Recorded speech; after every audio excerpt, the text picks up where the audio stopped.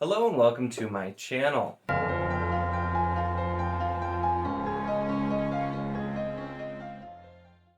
In this video, I'll be discussing Weavers by John Walker, which is the first book of the Weavers series and is by Walker Writes 7, who actually has his own booktube channel, which I will link down below. Walker is around on our Wizardly Duo Discord, which you should also check the link for if you want to come hang out there. And after getting to know him a bit, he had let me know that he had a book and asked if I'd be interested in reviewing it. And I, of course, thought that sounds cool. Support a self-published offer, feather. Oh boy, we're going to start this one really good. A fellow smaller booktuber. And so I got it online and got it in, and I've been trying to get to it ever since. Thankfully, it's a pretty short book and it reads very quickly. So I was able to fit it in this month finally, because I've been looking forward to giving this a shot and reading it. Now, I will say right off the bat, I do not read a lot of YA. I'm not typically a huge fan of YA, and this is definitely a YA story, which he did let me know too. I wasn't surprised by it with it, but I'm always open to try new things, and especially, it's good to support smaller authors who are trying to make it. And so this is my review of Weavers. So this book takes place in right about normal time for where we are now, maybe a couple of years ago. But it's a world that's very similar to ours, but the big event being that when the A-bomb dropped back in World War II, something happened and people started to develop kind of powers called weaving, which allows them to control the elements. So we've got our air, fire, earth, water. And so it kind of starts out with that Avatar: The Last Airbender feel of weaving the different elements. And then it throws into what kind of reminded me of, granted, I have never read the comics, but in a lot of the X-Men movies, at least, there were kind of the undertones of, people, the mutants fighting for their rights, and people are afraid of them and kind of discriminate against them, that kind of thing. So we have those kind of two forces that are working together to kind of set the scene for the world. But for the most part, those are all definitely things that are mentioned and are relevant, but this focus is really more so on the characters. We follow 2 and then 3 main characters, which is Vincent, Matt, and Amber. They do all get various nicknames throughout as well, but I'm going to use just the most simple forms of the names to talk about them. And their story is that they all happen to be weavers and are still kind of going through just life. They're in high school and they're kind of starting toward the beginning. We move past a fair amount of time here, learning to deal with life, growing up, getting older, getting ready to figure out what they want to do after high school, dealing with your normal and some not so normal family troubles and that sort of thing as well. And that's really what the story focuses on. And that does a couple of things that, for me, set this apart in a good way from other YA that I'm familiar with or have tried, because a lot of the things that annoy me about YA aren't done here. This is high schoolers. We do get a brief scene, actually, that's the prologue that shows us there's as they're going into high school, they take this test that tells people who have shown some talent for weaving, what element is theirs, basically, and they kind of go through that. We find out that they do, based on then the element that is theirs, they go through all these different classes to train them on different things. And most books, I feel like that would have a similar premise. That would be the entire focus. It'd be, we're going to really, make a big deal out of this test to find your elements. We're going to go through, and it's just we've seen, getting tested for something when you're coming to high school age. We've seen all of these classes. And to me, at least, I don't know if this was fully the author's intent, but to me, it felt like it was kind of okay, what's happening there. You don't need to see another school scene. There's not a single scene that actually takes place during a class. There are some interactions after, and there's a lot of talk of it. It's definitely present, but it seems to me that it's trusting you to understand what a high school is like, and you get enough information to understand how it's different for people who are weavers. But it more so just focuses on the characters.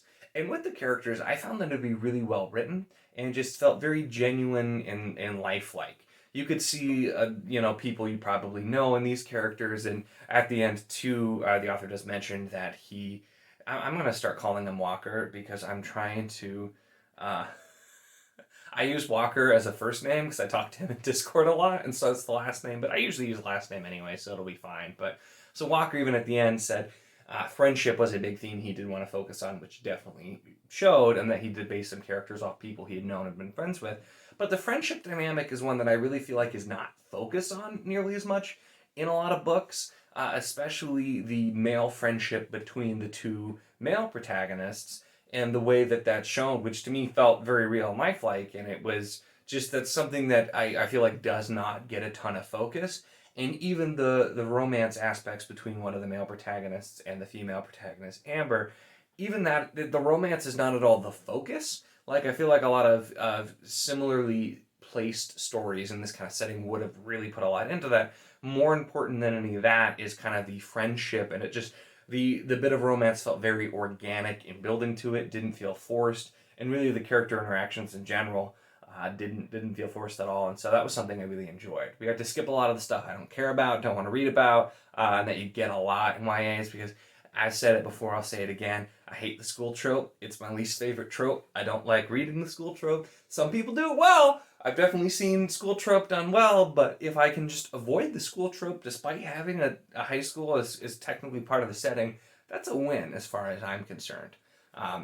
We do too, since I said we focus more on the characters and their journeys, we do jump forward in time quite a lot.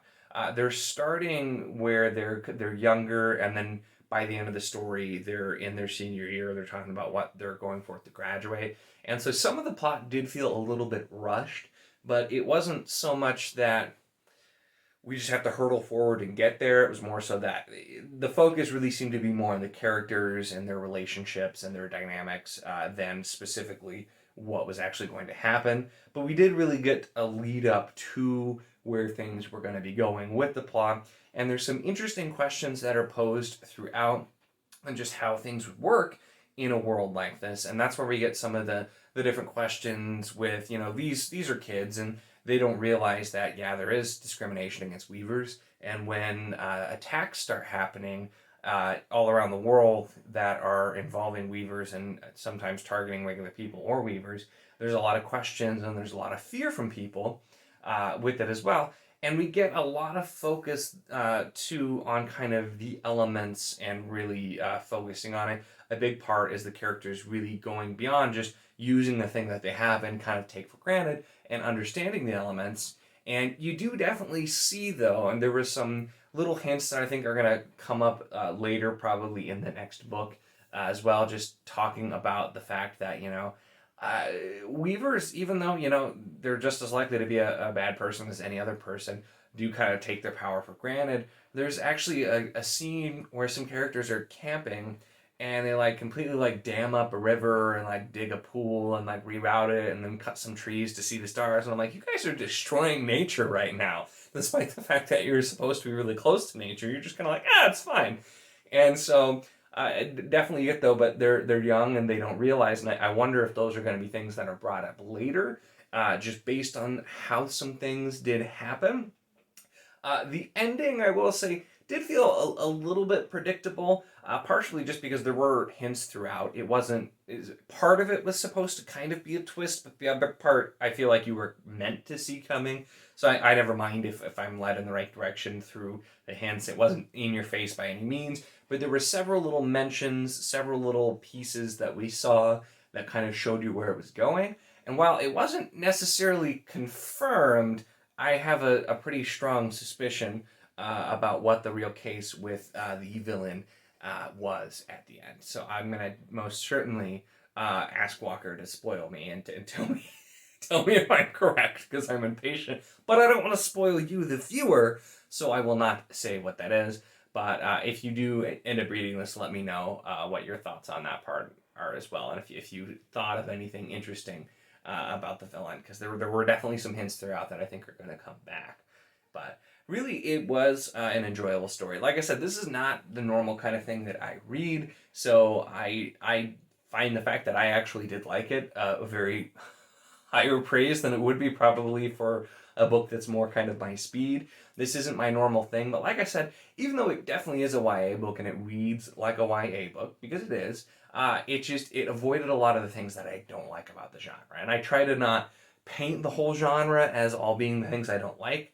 They're very common and prevalent in a lot of popular YA, but I know there's a lot more out there as well. So this was really a good thing for me too, I think, to try something that's a little bit out of my comfort zone where I normally reside, with more adult-oriented fantasy. And so it was interesting to try.